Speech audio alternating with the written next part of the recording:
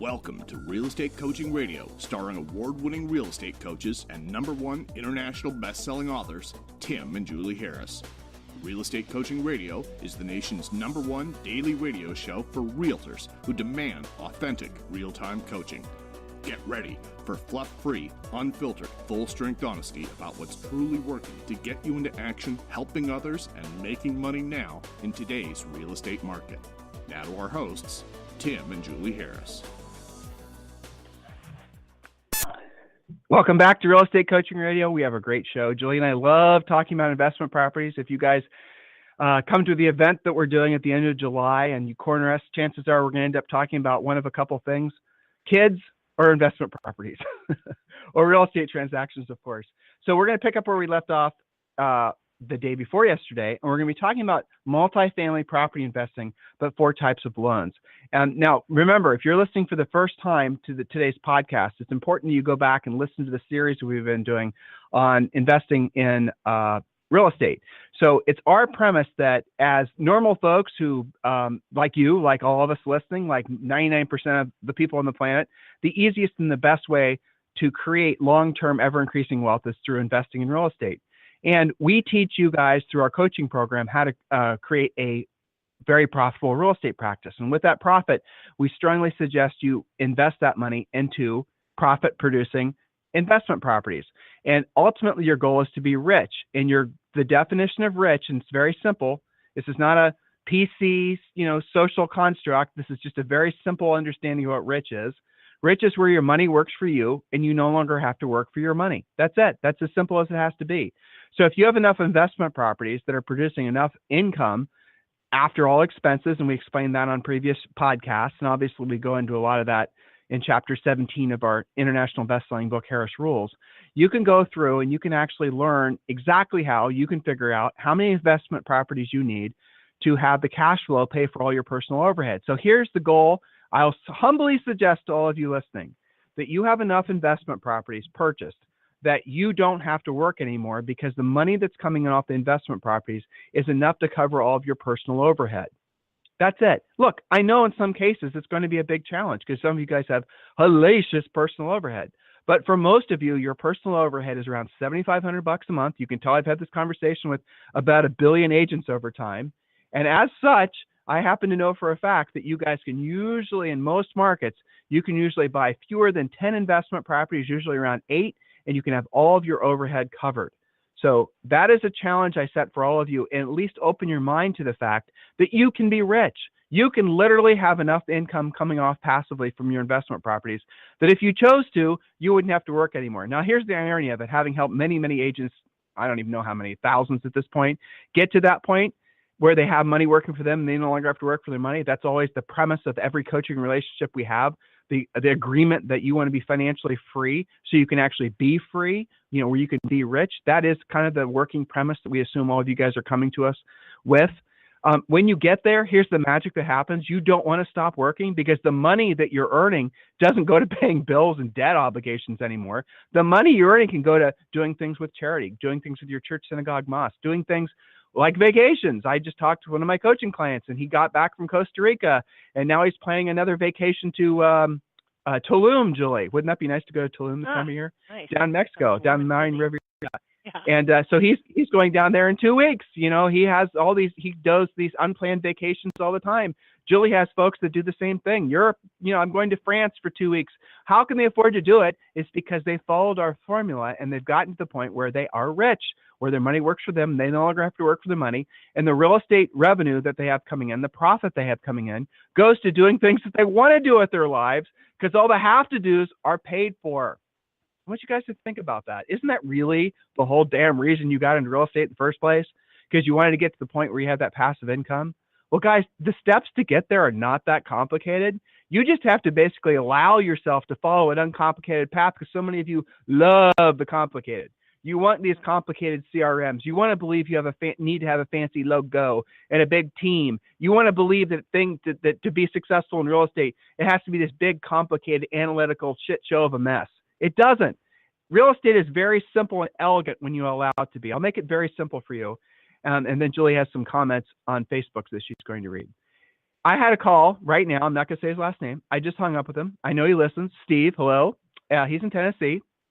Oh, by the way, Julie, Steve is connecting us with the owner of Orange Theory, and evidently she is interested in doing some speaking, so we're going to try to get her on the podcast and things like that. So thank you, Steve.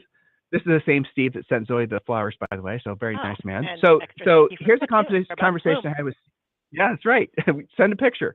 So Steve and I were talking about what his financial obligations are to his family. You know, he wants to help with, you know, with his kids' 529s and retirement accounts and all that type of thing. And so he and I were like, he was feeling overwhelmed. That's the only way I could, he didn't use that word, but and I wouldn't have said that on a coaching call, but that is essentially what he was feeling. So he needed some clarity. So I'm going to give him the same clarity. I'm going to give all of you the same clarity that, that I gave Steve, and hopefully it sticks with you and with him. So in Steve's world, his average commission is $9,000 or something like that. So if Steve had 10 listings at all times, I'm not talking about anything else, just 10 listings at all times, not talking about buyers, guys. I'm not talking about anything more complicated than 10 listings at all times. Are you listening, listeners? On average, in his market, at least 4 would sell per month. Probably more, but at least 4 would sell per month. So if he had 10 listings at all times and 4 sold per month in his market, are you doing the math? He'd be making $36,000 a month.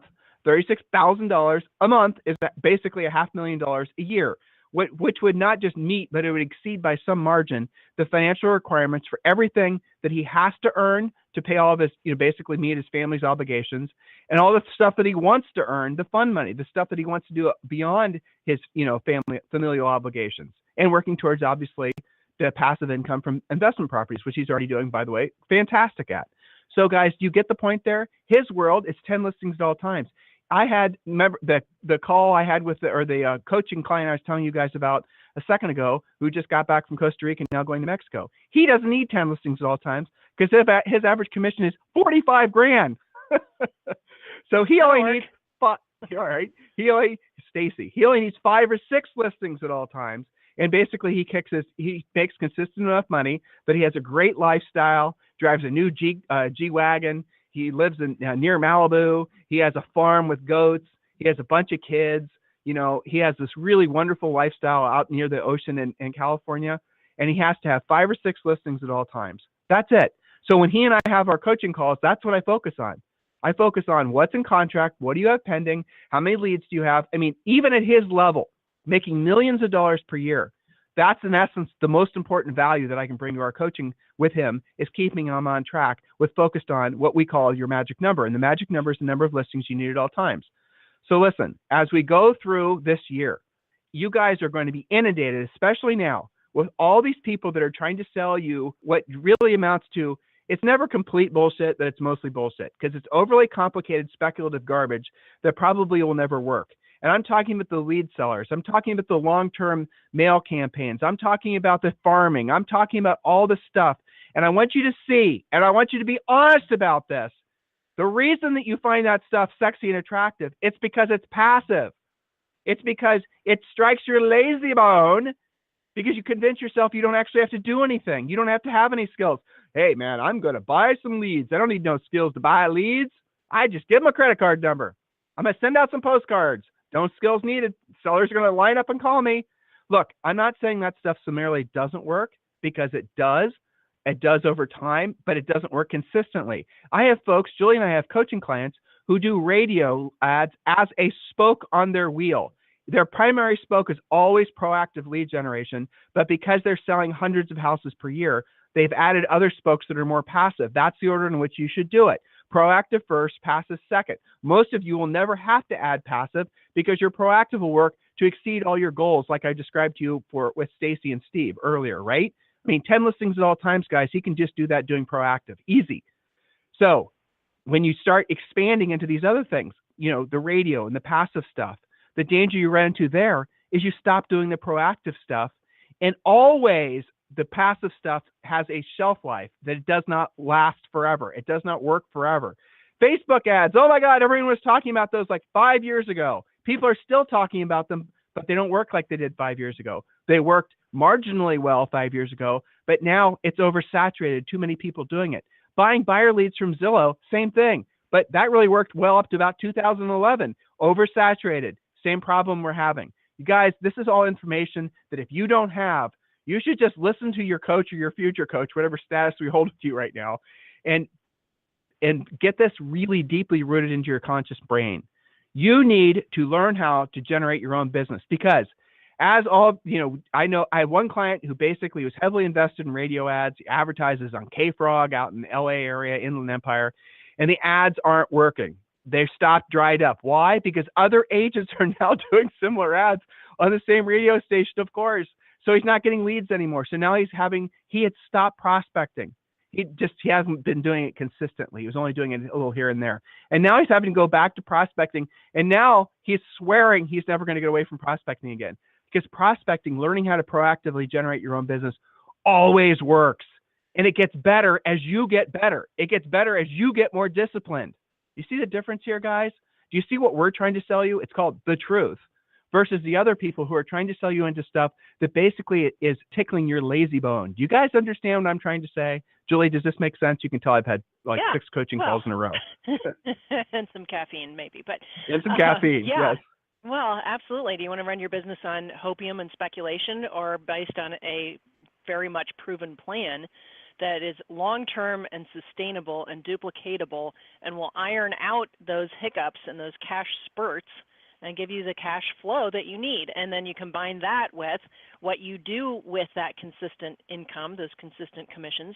You roll them into things like investment property. So I use that as my segue into our topic du jour. But before we do that, Bridget Green, part of our private Facebook group for Premier Coaching clients and Elite Coaching clients only and our VIPs, Bridget Green writes, "Hello everyone, my name is Bridget Green. I live in Michigan. I'm new to the group and fairly new to real estate. I decided the best way to build a solid foundation as a new realtor would be with a great coach, someone who will make and keep me accountable. Working 12 hours in corporate America has been challenging. It has made it challenging to listen to the calls, so I made a huge decision. I retired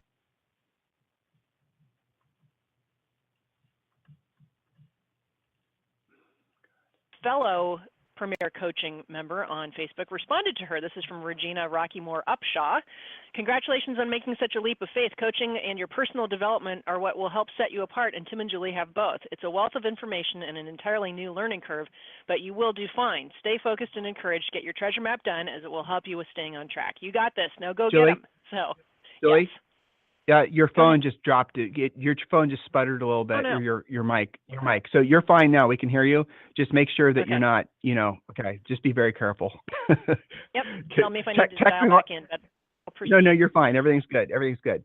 Okay. So do you have any other shout outs? Anybody else you'd like to acknowledge? I know there's a ton on our private Facebook page. I mean, there's always more. I was looking for one that was a little bit older. Somebody posted that they just took 7 listings by following up on a Zillow Make Me Move lead that they had reached out to back in October.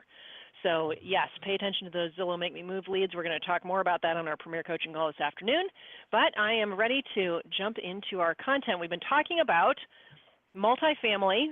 We've so far discussed how to identify them, what the benefits are to them, how to manage them. And now we're going to talk a little bit about financing, because there's not just one way to finance multifamilies. There are 4. And again, our job here is to educate you enough that you can talk the talk, that you can say, yes, it's my pleasure to help you. My intention is not to turn you into a multifamily financing mortgage guru here. I'm just giving you enough that you can understand and talk to somebody enough to help them and direct them in the right direction. And possibly that means taking care of yourself with your own purchasing of multifamily. So we're going to talk about 4 common ways to finance multifamily. And here we're talking specifically about 2 to 20 unit buildings. Okay, each of the loans have their own unique terms, rates, and qualifications. Today we're going to talk mostly about conventional mortgages, but first let's look at the 4 possibilities. And again, I'm not going to get too much in the weeds, just trying to give you the 30,000 foot look down on this. So the first one is a conventional mortgage. The terms are not that different than what you're used to. They range between 15 and 30 years. Loans are capped at 80% loan to value and typically have interest rates of between 4 to 6%. Again, that's in today's rates. You know, if you listen to this in a replay 6 months from now, maybe it'll be slightly different, but these are general terms. 15 to 30 years, 4 to 6% interest rate, 80% loan to value, meaning you've got to put 20% down. Okay. kind of sounds like a regular residential mortgage, right? Well, the second kind is a government-backed loan. Terms are between 5 and 35 years. The loan-to-value is capped at 87% they'll let you owe. Interest rates between 3. Now we've got number 3, the portfolio loan. Terms between 3 and 30 years. Loan-to-value up to 97%. So again, you can get away with just 3% down. And interest rates go from 3.7 to 5.7 currently, interest rate today. And then number 4, short-term multifamily financing between 1 and 3 years, interest rates of 4 to 12%. Monthly payments are typically interest only. And we're going to go through each of those. Today we're doing conventional, so I'll get into the government-backed ones, which I think is the most interesting, but we'll do those. We'll probably get into that on Monday. So number 1, conventional mortgage. Multifamily properties, this is for permanent and, quote, conforming loans offered by traditional lenders. You guys are all used to working with these types of traditional lenders and banks with your normal deals. These mortgages typically are longer term, between 15 and 30 years. Conventional mortgages can finance multifamily properties between 2 and 4 units. Okay, so conventional is used for duplexes, triplexes, and fourplexes, but they will not finance apartment buildings with 5 or more units. So that's your cutoff. Further, conventional mortgages can finance up to 4 to 10 investment properties at the same time. Okay, so a couple of rules on that. Again, 2, 3, and 4 unit buildings. You can do as many of those as up to 10, between 4 and 10 at once. But once you're over 5 units in a building, then you can't do conventional anymore. Conventional mortgages are considered to be conforming because they typically adhere to Fannie Mae's required qualifications and maximum loan amounts. However, conventional mortgages for multifamily financing are not actually backed by the federal government. They just comply with Fannie Mae guidelines. They are not backed by the government, which is what some people mistakenly say in their conversations, with clients. So conventional mortgage, it's got its place, and I think in most cases that's going to be the easier way to go on the 2 to 4 unit buildings. Certainly if you're buying an owner-occupied duplex, this is definitely the way to go, where you're living in one side and using the other side to pay for it. Some of you guys are setting your college-age kids up in investment property like this. If you can find it where they're going to school, that's always smart. So that's the conventional mortgage. Now, let's see. I wanted to, I double copied something in here into my notes, but let's talk about some of the specifics for conventional, right? So the loan amount, typically they'll loan between $100 and $1.2 million on these types of properties. Now, some of you are saying, where in the world are you going to buy a duplex for $1.2 million? Well, maybe in expensive markets like Manhattan and parts of California and Miami, you can find stuff like that. For others of you, I've got a coaching client right now. He's got a 4-family that's only $150,000. It just depends on where you are. So loan amounts between $100 and $1.2. Down payment is always 20% or more. So right there, you say to yourself, if you don't have or your client doesn't have 20% or more, we're not going conventional. We're probably using one of the other types of financing. Typical rates, again, 4 to 6%. Typical lender fees between 0 and 5% of closing costs. Of course, that depends on the normal things like your credit and ratios and that sort of thing. Loan term, 15 to 30 years. Typical time to fund, they usually say 30 to 45. In my experience, is more like 45 to 60, but they can do it pretty fast. And they do require the property be in good condition. You must have a 680 plus personal credit score. So remember, check your credit before you apply. They also require 6 to 12 months of cash reserves. Usually you can show that in investment accounts and other ways to get away with that. But those are the requirements of this typical conventional mortgage. And that's my talk about that. Back to you, Tim. A lot of numbers and terms and specifics, but it's not as weird as people think. If you've got 2 to 4, you've got decent credit, you've got 20% down, this is what you do. Well, that's really the bottom line, isn't it? I mean, again, you guys got to go back go back and listen to the shows we've already done on this. We do strongly suggest all of you start with single families, just 1, 2, 3, 5. That should be your foundation. One of the things, I'm going to cover this now, Julie, since we have probably about 6 minutes. You guys should not be holding any of the properties you purchase in your own names. Oh, you know what? I have to mention this, or our show producer is going to yell at me. The event page for the event we're doing the last Saturday in July, which is going to be in Austin, Texas. We have signed a contract for Ryan Holiday. He's going to be our special guest. And you guys know him. He's the New York Times bestselling author for Ego is the Enemy. He's written a lot of books on Stoicism. He's just an all around, I think, I actually feel he's one of the best authors and one of the biggest thinkers to be on the book scene in forever. He has an ability, like his Ego is the Enemy book. We always suggest you guys buy that. That has an amazing ability to cut through all the mysticism and sort of pseudoscience that has been the ego conversation for literally a millennia, and it cuts right through it and makes it very practical and tactical. He did that at such a very powerful, easy to understand way. So you guys have got to get the book Ego is the Enemy. So anyway, he's going to be our special guest. He's going to be speaking in the afternoon on that Saturday. But the tickets are available now if you'd like to attend that event. No, Julie and I do small events. We normally are just doing them for small, we're doing them for brokers. Like we're going to be doing another one, it looks like in Hawaii in December, things like that. So we normally don't publicize these. But this is one we're doing, and it's going to be a mastermind event. It's going to be taking place in Austin. Like all of our events we like to keep small. So this one's only going to be 50 people. I know these tickets are going to sell out fast. If you're a Premier Coaching member, either Premier Coaching member VIP, Premier Coaching Elite, whatever, just go to the private Facebook page and reserve your ticket. They will sell out fast, and we're not going to expand the number of people because, like I said, we like to run these masterminds in a very intimate way. So everyone gets an opportunity to know each other, and you will be rubbing elbows with some of the nation's top producing agents. And, these are great events. We love them. And it helps to keep them small because then you have an opportunity to feel like you were heard, and also an opportunity to do a lot of good listening. That's really the main thing. So let's talk about, again, it's on the private Facebook page. We're not going to make that the event page live to non-members probably for another week or so, trying to frankly sell it just to members first, which I think should happen probably by the weekend. But if you are even mildly interested in going, I strongly encourage you to go over to the private Facebook page. If you're a coaching client, and for some reason you can't get on the private Facebook page, which I don't think is possible, just email me directly, tim@timandjulieharris.com, and I'll connect you with our customer service staff, and they'll get you squared away. Okay.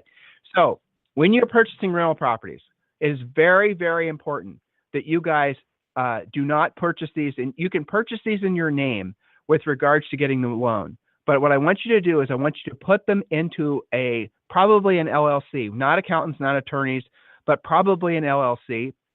And ideally, I want the LLC, you should have the LLC owned by a trust. The trust structure we suggest all of you seriously look into is a Nevada Spendthrift Trust. You do not have to be a resident in Nevada to have a Nevada Spendthrift Trust.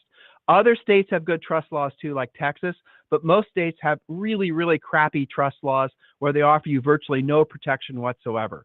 So I want you to listen to what I said. When you purchase a property, you can purchase it in your name, but then transfer the ownership or transfer it to an LLC and have all the shares of that LLC owned by the trust.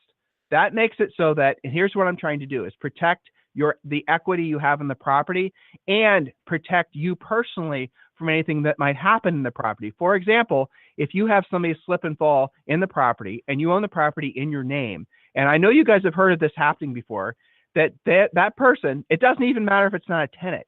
It could be some dumb kid who basically slipped and fell on something on the property, down the street, who you didn't even know, and they're claiming all these injuries happened as a result. This is kind of crazy stuff happens all the time.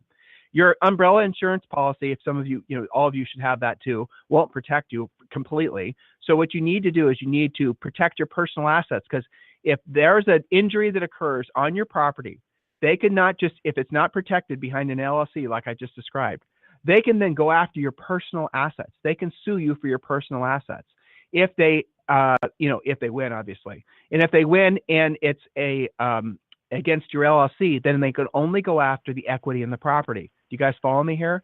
So you need to never buy properties in your own name. Well, you can close on your name, but you need to transfer them to an LLC. You can actually simultaneously close in an LLC too. Some title companies aren't going to be comfortable with it, or mortgage companies, but it's relatively easy to do. And then LLC itself should be owned by a trust. That creates a nice blanket of protection. You also, I mentioned this before, you also should get a umbrella policy. Now, I spent a lot of time researching umbrella policies a couple of years ago for some of my high-end clients, and because they weren't getting, they were underinsured. And here's what I discovered. If you buy you can get umbrella policies anywhere. You can get them from Geico, you can get them from State Farm. Everybody sells them, and they're really cheap. And an umbrella policy does just that. If you basically, your auto insurance coverage, for example, it typically will cover you up to like $250,000 to $1 million, something like that. But if you, for example, you get a call, you're involved in an auto wreck today. The auto wreck basically is proven to be your fault. The insurance company is only going to pay out the maximum that you have with your insurance policy. That's it. Then they're off the hook. That person can still sue you beyond whatever the insurance company paid. They don't have to take that money from the insurance company if they think you have assets beyond what they're going to be able to get from the insurance company. You guys understand? So in those particular cases, you should have an umbrella policy. But here's what I discovered. Your umbrella policy has to be usually for at least $2 million, but ideally $3 million. Because if it's for less than that, and this is what surprised me, is if it's for only $1 million, and that's what most of you have if you have umbrella policies, because you bought it when you were buying your car insurance. The insurance guy said, dude, why don't you just throw an umbrella policy for $1 million on there? It's only an extra like $200 a year, and you said yes. Well, what happens is the insurance companies won't defend you. So if you're involved in an accident, you're found to be at fault. It doesn't matter what kind. And then basically someone's coming after you personally. If you have $1 million insurance policy, the insurance people are just going to settle to make their obligation to the policy go away. They're not actually going to defend you. But again, that does not get you personally off the hook. You guys need to talk with accountants and attorneys about this. So if you have a policy for at least $2 million, ideally $3 million, because the insurance companies have so much more to lose, i.e. $2 or $3 million, they will defend you. They will fight it. Okay, and they will actually send attorneys to basically do their job. Now, I've heard that from folks that were vastly wealthier than Julie and I are, and that's where I ultimately got my best advice. I didn't get it from insurance people. I got it from people who have, guys, private jets, and, one guy in particular owns like 17 car dealerships. These are people that Julie and I have befriended over the years, fortunately, who we go to for advice on stuff like this, because they're going to tell us the truth that I'm not going to be able to find on the internet. They're going to say it from personal experience. So remember, this is not that complex, because once you have it set up, you could just, wash, rinse, repeat every time you buy another property.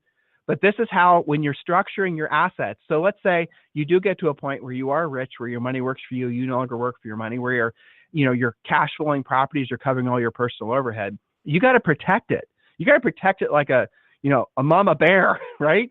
And so that means you have to basically cover yourself with the umbrella insurance policy, like I talked about. Close and put your individual properties. Never have more than one property in one LLC. That's the other thing I see a lot of times with new coaching clients. You guys will have one LLC with 5 properties in it. That's just dumb. Each property needs to have its own LLC. So when you set yourself up like that, you guys are protecting, like a mama bear, you're protecting your assets. You're protecting that income for life. You get it? You guys understanding us with how we're explaining all this to you? So the reversals of fortune that you often hear about, people telling these stories about how they had this and now they have nothing, oftentimes it's because they did not follow the simple steps that I'm telling you to do now. Oftentimes, they basically were lazy in how they set up their assets. They're lazy in how they basically, went about setting up their financial futures. Just follow the advice of what we're saying. Take what we're saying and take it to people that you think you can trust and get their opinions. You need to become educated about this. Remember, we tell you guys this all the time. The accountant is not there to save you money on your taxes. He's there to do the taxes. Your broker's not there to get you leads. He's there to make sure basically you follow the law. You following me, guys? Your financial advisor is not there to make you rich. The financial advisor is there basically just to put you into securities and get his commission and go on to the next client. That's the reality of how the world works. I'm sorry if you guys find that offensive, but it's true. So ultimately, you have to be responsible for all these things yourself. You take a little here and a little there, and you do a great job educating yourself. You find people you trust, and then you execute. You understand what I'm saying here? You have to be ultimately responsible for every decision that you make. If you passively walk in to your accountant's office with your box of bullshit every year, like I know some of you guys do my taxes, you really think that accountant's going to burn the midnight oil looking for ways to save you taxes or saving you money on your taxes? Are they just going to go through as fast as possible so they can charge you your $2,500 and go on to the next one? Do you really think they're spending a lot of time worrying about how to save you money? Don't be naive. You have to do that yourself. That's what investment properties, by the way, great vehicle to offset taxes legally, ethically, morally. That's what we're talking about here. Listen, guys, we're going to wrap up for today's show. We're getting a lot of great suggestions for potential guests, and I always appreciate that. So keep sending them in. It's tim@timandjulieharris.com or julie@timandjulieharris.com. In the meantime, I strongly encourage you to get registered for the Harris VIP Mastermind that's taking place the last Saturday in July here in Austin, Texas. We look forward to seeing all of you guys. Remember, you can go back and listen to any of the past podcasts. There's thousands of them now. Oh, I haven't announced this. The podcast is now close to 130,000 regular listens, and I want to thank you guys for making that possible. I suspect that by probably mid-year, it's going to be around 225,000 regular listens. That's incredible considering there's only, something like 1.3 million members of the National Association of Realtors. So evidently, there's enough people out there that are looking for, I think, what would only be determined as a BS-free approach to building wealth in real estate in their businesses, entrepreneurs. This, what we're saying is applicable to really anybody who's running their own business. If you guys need us for anything, it's tim@timandjulieharris.com or julie@timandjulieharris.com. Have a fantastic day. We'll talk with you on the show tomorrow.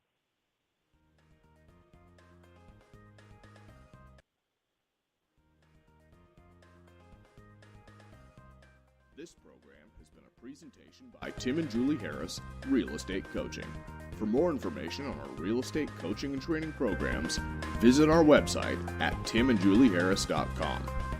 Remember to tune in weekdays at noon for upcoming shows, and until next time, thank you for listening to Real Estate Coaching Radio with Tim and Julie Harris.